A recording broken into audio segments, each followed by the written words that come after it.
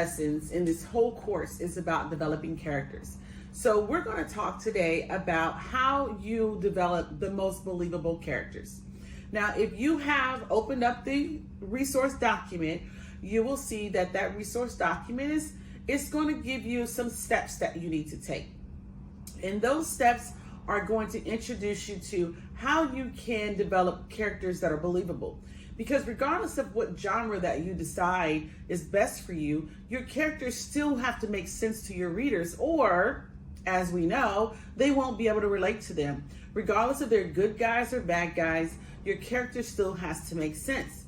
So let's start with step one. Now, this document was written for the purpose of writing films, but characters in books still have the same purpose. They have to be relatable, and there has to be a journey that that character is going on in order for your readers to stay connected. So step one, you need to go out and study other characters. There's nothing wrong with reading other books prior to writing your own and studying characters in movies.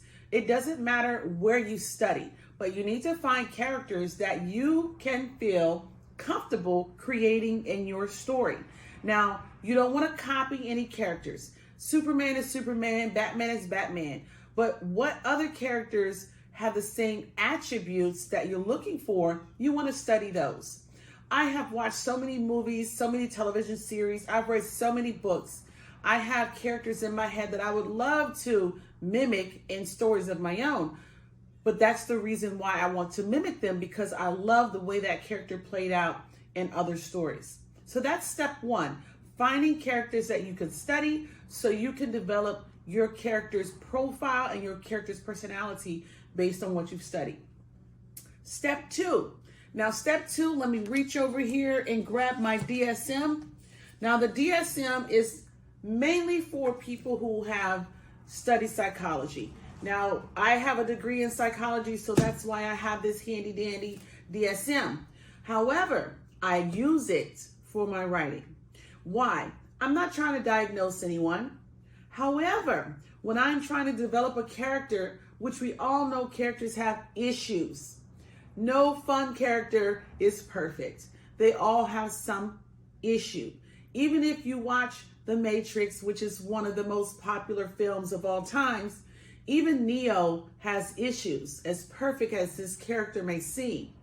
So when you're using the DSM or something similar to help you develop a profile of a character, it outlines the things that the character should be doing.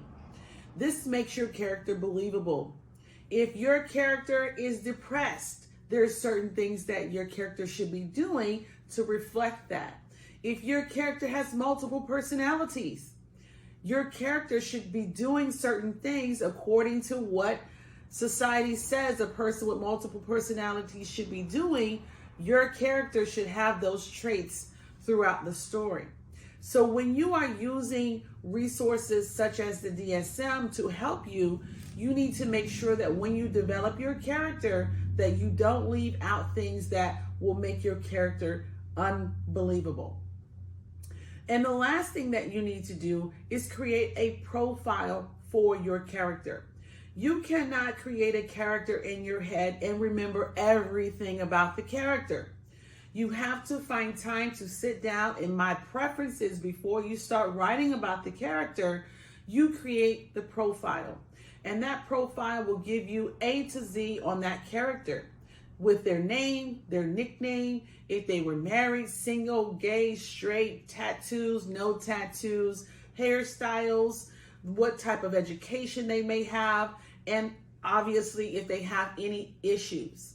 And those things help you throughout the story, because there are times when you might find you're at a point where you're at a what we call writer's block. And that a lot of times comes when you just don't know what direction to go in.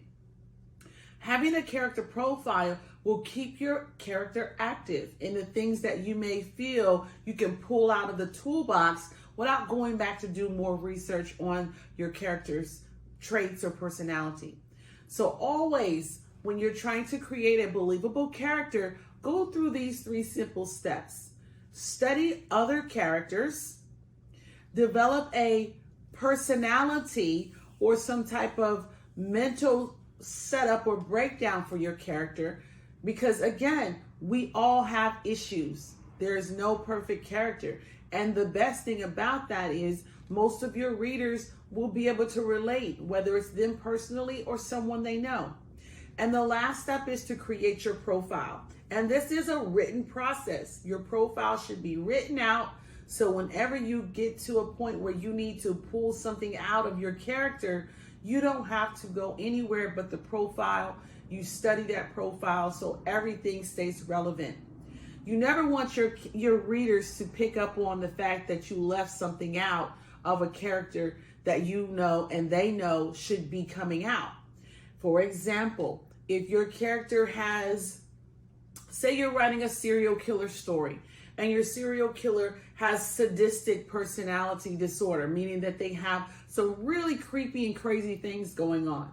Well, those things are medically recorded. People know how they're supposed to act. So your character does need to still reflect what people already know about those types of personalities. So developing characters is fun. You get to create whatever you want. But don't make that character unbelievable, or your readers will pick up on it and they will call you out on it in your reviews and not really support you as a writer. So that's my tip for this lesson. And I want you to, before you start writing anything, is decide what type of characters you want in your story.